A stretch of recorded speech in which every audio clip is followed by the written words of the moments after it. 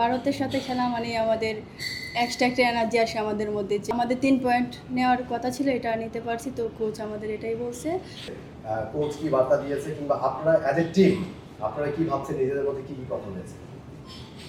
আমাদের মধ্যে তেমন কথা হয় নাই। তো কোচ হচ্ছে আমাদের পারফরমেন্স নিয়ে খুশি, যে কোচের কথা ছিল হচ্ছে আমাদের 3 পয়েন্ট লাগবে, আমরা সেটা পারছি। তো এটা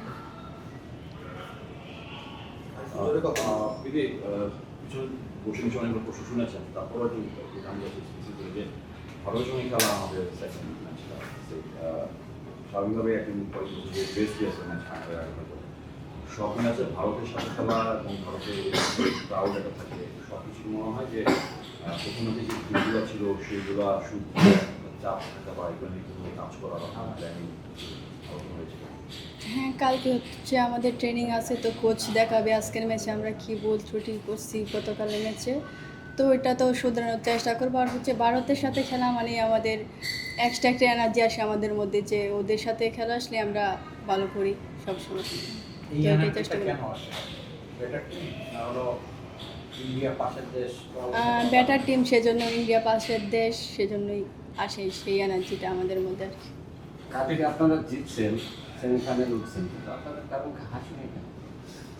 তো আমাদের সেরকম খেলাটা খেলতে পারিনি, তাই সবাই এত আনন্দ হওয়ার কিছু নেই। ইন্ডিয়ার সাথে আমাদের হচ্ছে ফাইট, ওইটা জিতলে হচ্ছে আমরা খুশি হবো আর কি।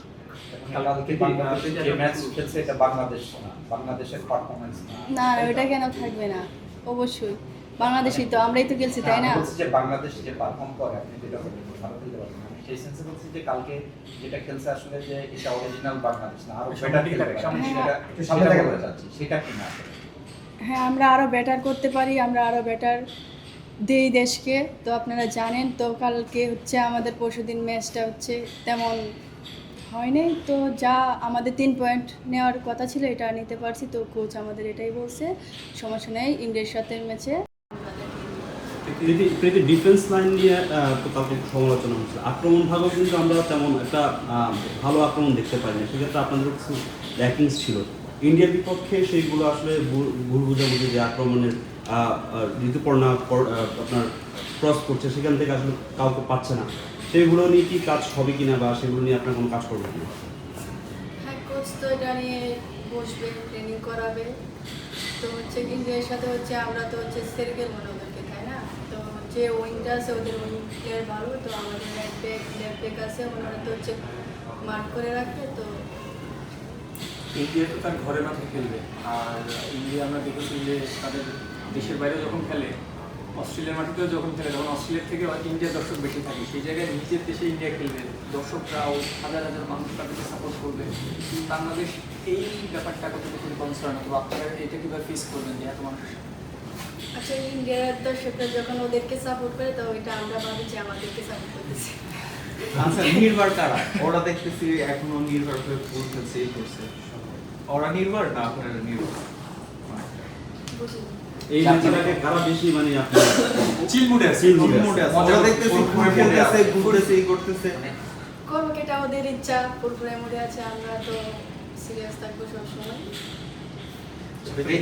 গতকালকে কোচ আসলে যে বলছে যে আমাদের সাইডে যে অনেক কাজ করার লাগবে, আসলে যে আমরা পরপর যে ফরওয়ার্ড থেকে আপনার আনিকাকে নামে নেওয়া হলো, শামসুনাকে নামে নেওয়া হলো, পরবর্তীতে আপনাকে থার্ড পজিশনে যখন আর কি 60 মিনিট নেওয়া হয়েছে, তখন ম্যাচ হলো 2-2, মানে ফরওয়ার্ড লাইন ওইভাবে কাজ করছিল না, আপনি নেমে গোলও করছে না আসলে। তা আপনি ফরওয়ার্ড লাইন নিয়ে, বাংলাদেশের ফরওয়ার্ড লাইন নিয়ে কি বলবেন, যে আসলে যে প্রথম যারা খেলতেছে তারা কি আসলে যে ওই এক্সপেকটেশন ফিল করতে পারছে কি? প্রথম যাদের খেলাইতেছে কোচে, তো কোচ তাদের আমাদের যে ব্যাটার হতে পারছে, সেজন্য খেলাচ্ছে ওরা গতিতে। তো হচ্ছে আমরা হচ্ছে পরে ওটা আমাদের আরও ফিনিশিং ভালো করার দরকার। আমাদের হচ্ছে সেটা নিয়ে মাঠে কাজ করে প্রতিনিয়ত ক্রস ফিনিশিং। যদি যে একটা বিষয় যে আমরা গতকালকে তো আপনারা খেলেছেন, আমরা দেখেছি, আমাদের কাছে যেটা মনে হয়েছে যে হচ্ছে গিয়ে এই আমাদের দূর থেকে গোল করার প্রবণতাটা একটু বেশি ছিল। ওরা অনেক বেশি 5-6 জন ব্যাক লাইনে চলে যাচ্ছিল যখন বাংলাদেশ অ্যাটাক করে। তো ভারতের বিপক্ষে সিনারিওটা এরকম হবে না, হ্যাঁ, সেক্ষেত্রে আপনাদেরও অনেক স্ট্রাগল করতে হবে। আপনার কাছে মনে হয় ভারতের কোন জায়গাটা নিয়ে আপনারা বেশি কনসার্ন? আমার হচ্ছে মিডফিল্ডটা হচ্ছে ওদের স্ট্রং, উইঙ্গার স্ট্রং। তো আমার মিডফিল্ড হচ্ছে আমাদের হচ্ছে ওই ম্যাচে হচ্ছে মালদ্বীপের সাথে ম্যাচে মনিকা আপু খেলতে পারে না, একটু সমস্যা ছিল না। তো মনিকা মারিয়া আপু দুটা মিডফিল্ডকে দৌড়ে আর কোচ তো আমাদের নির্দেশনা দিবে কী করতে হবে সেটা পরে পরে। ভারত ম্যাচ নিয়ে আপনার ব্যক্তিগত লক্ষ্য কি? জি, আপনার ব্যক্তিগত লক্ষ্য কি? কিসের ম্যাচ? মানে আপনি নিজে কি ভাবছেন ভারত ম্যাচ? Personal যদি কোচে খেলায় আমি আমার বেস্টটা দিয়ে খেলবো, পারফরমেন্স করার চেষ্টা করব, নিজের সেরাটা দিব, এটাই। মাত্র ম্যাচে গোল পাওয়ার পর আপনি আরো কতটুকু আত্মবিশ্বাস পাচ্ছেন? এটা কি বলার কথা, কি বলবো? আচ্ছা আচ্ছা, প্রীতি আসলে যে প্রীতিকে আমরা 10, 16, 17 সবসময় দেখছি যে অ্যাটাকিং লাইন হবে এবং 19-এও আমরা দেখছি যে প্রীতি সবসময় হলো মানে basic level-এ থাকে এবং সে ভালো একজন ন্যাশনাল টিমে এসে দেখা যাচ্ছে যে player আছে। আমরা ওই প্রীতিকে কেন পাচ্ছি না আসলে, যে স্টার্টিং ইলেভেনে কেন প্রীতিকে পাচ্ছি না? স্টার্টিং ইলেভেনের কথা আমি কি বলবো, কোচ তো তা আপনার কাছে জানতে চাই। নাকি ন্যাশনাল চাপটা বেশি থাকে আর কি? মানে সেই প্রীতিকে কি হারাই গেছে আসলে, যে এস লেভেলে যে প্রীতি হলো গোলের পর গোল করতো সেই প্রীতি কি হারিয়ে গেছে নাকি? হারায় নাই, তো কোচ যেটা বেটার মনে করে, আমার চেয়ে বেটার প্লেয়ার আছে তাই ওনাকে ইলেভেনে দেয়। তো এক এক সময় এক এক প্ল্যানে খেলা হয়, তো এটা কোচের প্ল্যান, এটা আমার কিছু বলার নেই। গতকালকে প্রথম হাফের 30 মিনিট আমরা ডমিনেট করেছিলাম, এরপরে আমরা খেই হারাইলাম। আপনার কাছে কি মনে হয়, আপনি তো মাঠে নেমেছেন হাফ টাইমের পরে, তো আপনার কাছে কি মনে হয় যে আমাদের পারফরমেন্সে ড্রপ করার কারণটা কি? আপনি তো মাঠে ছিলেন, আপনাদের ভিতরে কোনো আলোচনা হয়েছে কি? তো ওইটার কোনো কারণ নিয়ে আমাদের আলোচনা হয়নি। আমাদের আজকে হচ্ছে রিকভারি সেশন, কালকে হয়তো বা ট্রেনিং আছে, আমাদের মিটিং হবে, তখন ডিসকাস হবে। Thank you.